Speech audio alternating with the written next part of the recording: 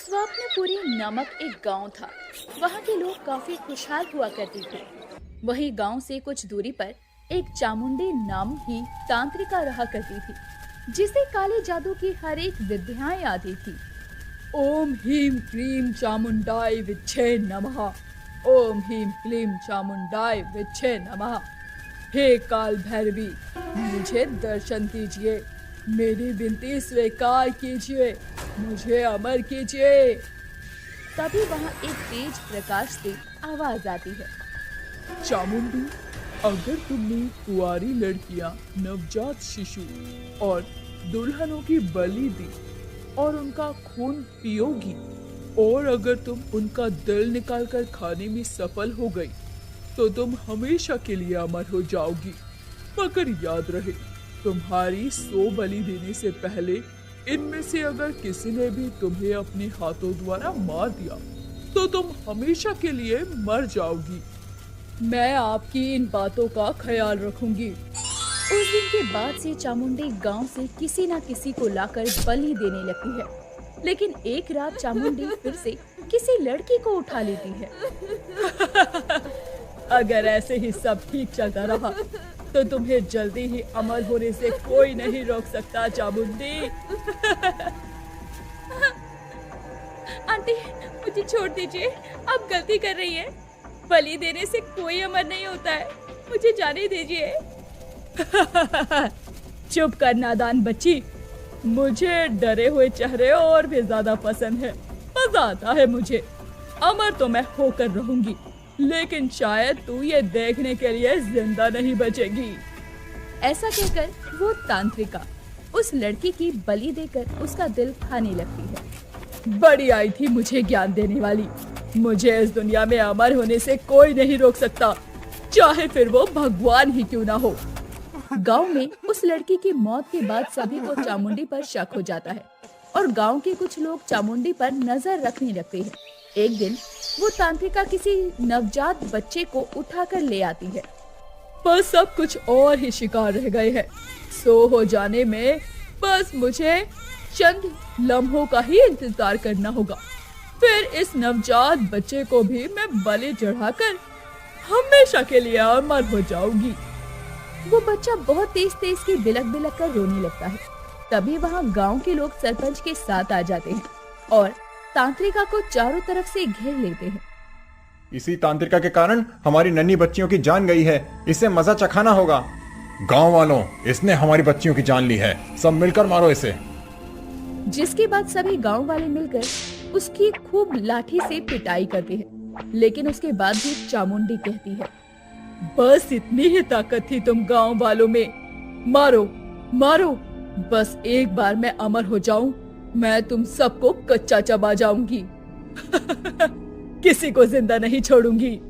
लगता है ये दुष्ट औरत ऐसे नहीं मानेगी, इसे तो मारना ही पड़ेगा, नहीं तो ये अमर होने के चक्कर में हम सबको मार देगी अपनी काली शक्तियों से।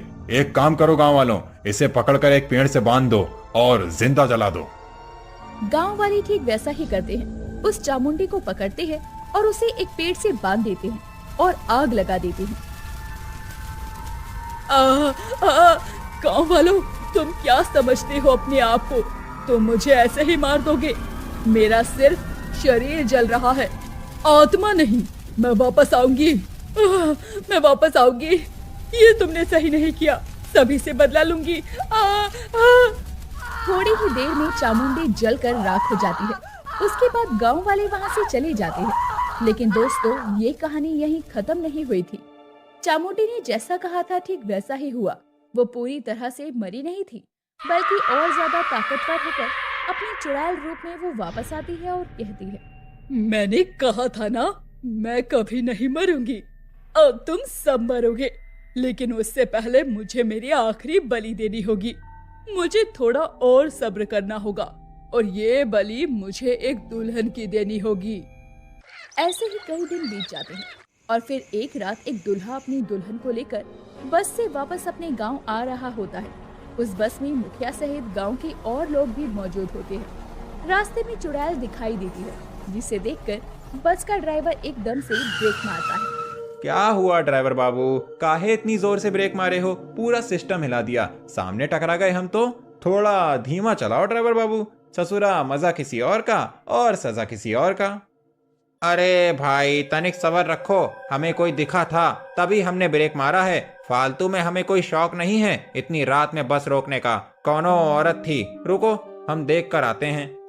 देखो बाबू साहब को औरत दिखाई दे रही है। हम इतनी देर से बोल रहे थे कि हमको बहुत तेज लघु शंका आई है, लेकिन तनिक भी ड्राइवर बाबू ने हमारी बात नहीं सुनी और अब इनका औरत दिखाई दे रही है। बस का ड्राइवर नीचे उतर जाता है, लेकिन बस के आगे कोई नहीं दिखाई देता और वो वापस बस में आ जाता है। अरे बस के आगे तो कोई नहीं है, लगता है हमको वहम हो गया था। वहम का तो पता नहीं, लेकिन लगता है भौजाई की याद जरूर आ रही है तुमको। ये सुनकर सभी बस वाले हंसने लगते हैं। तभी वहाँ पर अचानक से चुड़ैल बस में आ जाती है और सीधे ड्राइवर का गला पकड़ लेती है।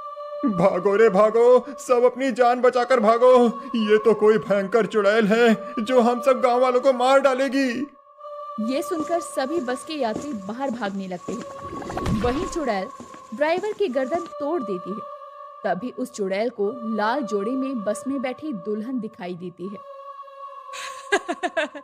नई दुल्हन, नई नवेली दुल्हन, ये दुल्हन तो गई काम से।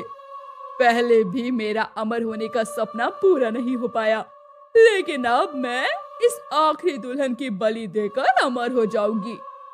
ये कहकर चुड़ैल उस दुल्हन का गला पकड़ लेती है। तभी पीछे से उसका दूल्हा आता है और कहता है, दुष्ट चुड़ैल, छोड़ दे हमारी दुल्हन को। अच्छा तो तू आया है इसे बचाने के लिए, रुक सबसे पहले तेरा ही काम तमाम करती हूँ। ये कहकर चुड़ैल दूल्हे को पकड़ने जाती ही है कि तभी वो दूल्हा बस से नीचे भाग जाता है और चुड़ैल उसके पीछे जाती है।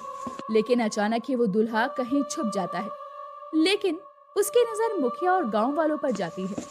मैं अपनी आखिरी बलि तो दे ही दूंगी, उससे पहले मैं इस मुखिया और इस गांव वाले का काम तमाम कर दूं, क्योंकि इसने मुझे बहुत ही तड़पा तड़पा कर मारा था और इन्हीं लोगों की वजह से मैं अभी तक अमर नहीं हो पाई।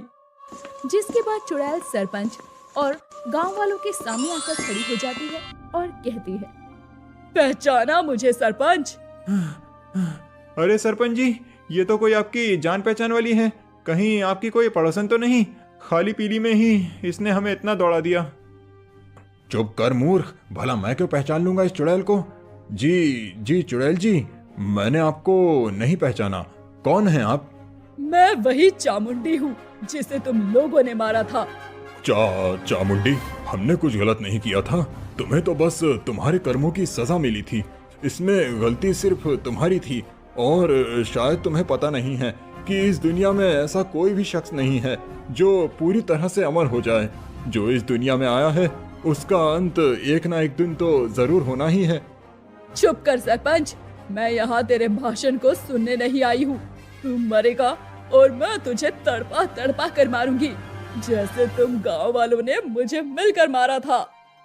ऐसा कहकर चुड़ैल मुखिया पर हमला कर देती है और मुखिया को जोर से उठाकर फेंक देती है। तभी वहाँ पर वो दुल्हन और दूल्हा और तांत्रिक आ पहुँचते हैं। मुखिया जी, आप ठीक तो हैं ना? ए चुड़ैल, आज तेरा अंत होकर ही रहेगा, क्योंकि मैंने अपनी शक्तियों द्वारा तेरी मृत्यु का अंत जान लिया है। तेरा अंत ये दुल्हन ही करेगी जिसे आज तू बलि चढ़ाने वाली थी। नहीं तांत्रिक, ऐसा नहीं हो सकता। मैंने इस दिन के लिए बहुत प्रतीक्षा की है, तुम ऐसा नहीं कर सकते। चुड़ैल ऐसा कह ही रही थी कि तभी वो दुल्हन अपने हाथों से चाकू निकालकर उस चुड़ैल के पेट में दे मारती है। इसके बाद उस चुड़ैल का हमेशा हमेशा के लिए अंत हो जाता है। मुखिया साहब, ये तो भला हो इस दूल्हे राजा का जो भागते हुए अचानक मेरे पास आया और यहाँ हो रही घटना के बारे में बताया, नहीं तो आज ये दुल्हन हमेशा के लिए अमर हो जाती। खैर, ऊपर वाला कभी गलत का साथ नहीं देता। चलिए आप सभी। जिसके बाद फिर से सब सही हो जाता है और स्वप्नपुर गांव में फिर से खुशहाली आ जाती है।